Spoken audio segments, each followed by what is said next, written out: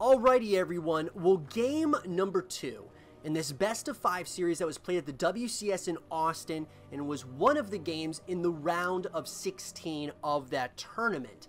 In the top left hand corner of Acid Plant LE, we have, with the red Zerg pieces, he's currently down in the series, but certainly not out of it just yet. His name is TLO.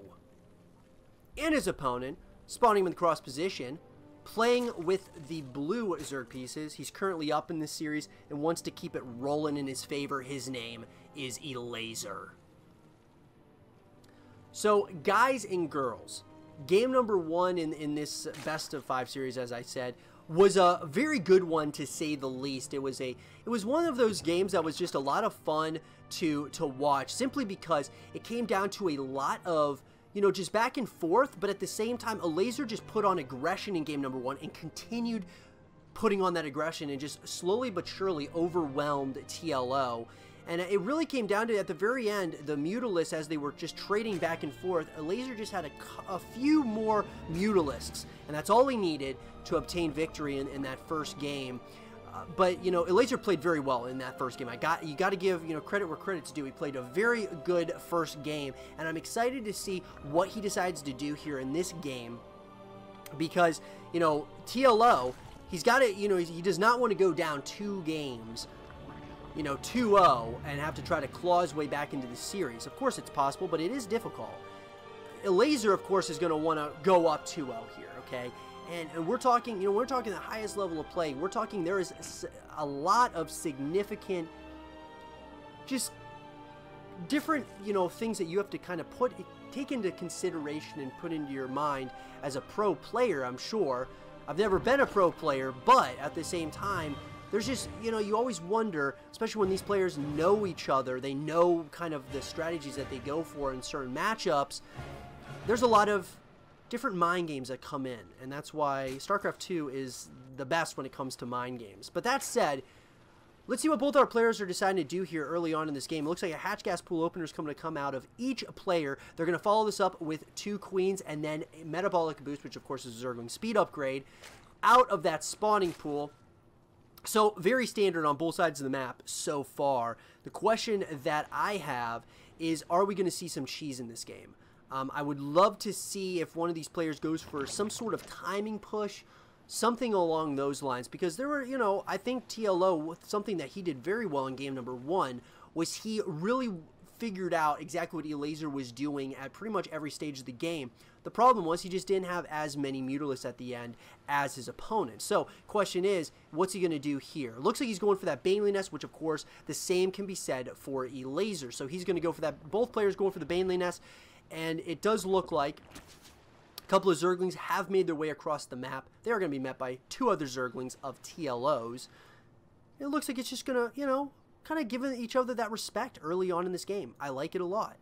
These Zerglings are going to try to kind of just camp it out here. They want to see if they can nibble away for a couple HP of that 3rd hatchery. But that said, it has been a, you know, an intense series so far. It's been an exciting one as well. We are going to see now Elazer's pulling a little bit of what TLO did, which TLO is doing it once again. Kind of getting that scouting information in, see if there's anything strange going on either side of the map. It does look like the evolution chamber is going to be coming in for both players. So both these players really, in game number 1 and so far here in game number 2, they're reading each other like a book. They're doing very similar builds. I mean, almost exact build orders to one another. It does look like TLO is going to have his evolution chamber is going to go up a little bit sooner than Elazer. He's going to get those +1 upgrades for the ground-based units up relatively quicker than Elazer, but nothing crazy as of yet. It does look like some Zerglings are going to move down towards this 3rd base location of Elazer. They're going to try to get a little bit of that scouting information, but also try to nibble around. They do get met by a Baneling, though, and that Baneling is going to be a little bit devastating. But nothing too crazy as of yet. We are going to see the switch into the lair for TLO, so we can get those higher tier lair-based units. The same can be said now for Elazer. So look at this build order. It's very similar on both sides of the map. It does look like, though, we are going to get a little bit of a change up. TLO is going to go for the Roach Warren. So we're going to see that coming in for TLO, and I like that switch up for sure. I do like that a lot. We are going to see that here shortly. As it does look like these Zerglings, though, they're going to see exactly what's going on. They're going to see that Roach Warren. They're going to see exactly what is going on. So beautiful scouting information. And just as this is happening, Elazer is going for his Roach Warren as well. So both players are really, you know, they're just kind of jawing back and forth. They're just trying to get, you know, that scouting information.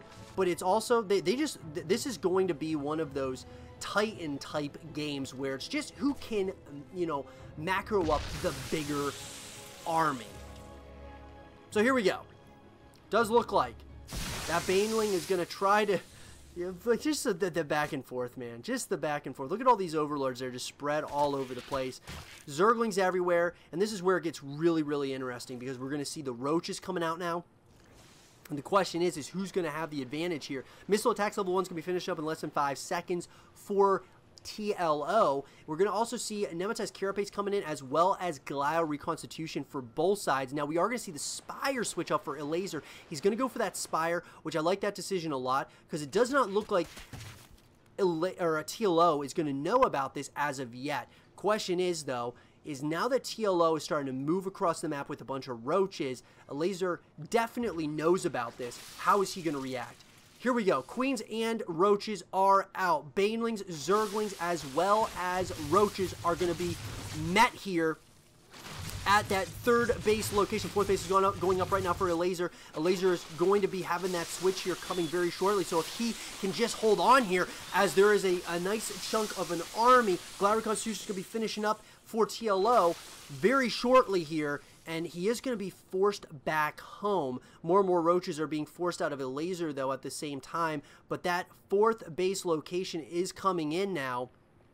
Just finishing up. Fourth base is going to be started for TLO.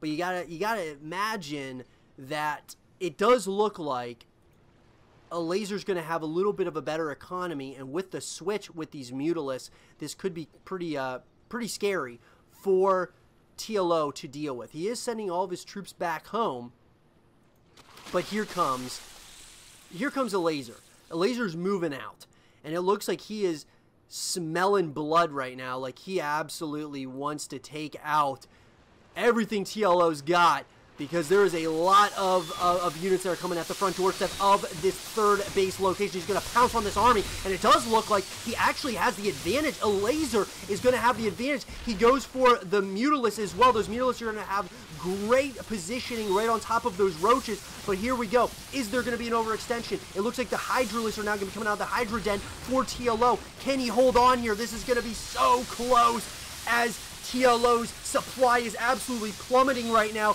Elazer is doing a lot of damage, but it looks like, is there just a little bit of an overextension by Elazer? GG is called, and Elazer takes a 2-0 lead over his opponent. I hope you guys did enjoy this game between Elazer and TLO, and if you guys did, leave a thumbs up, subscribe if you're new, stay positive, and I'll see you guys all in game number 3.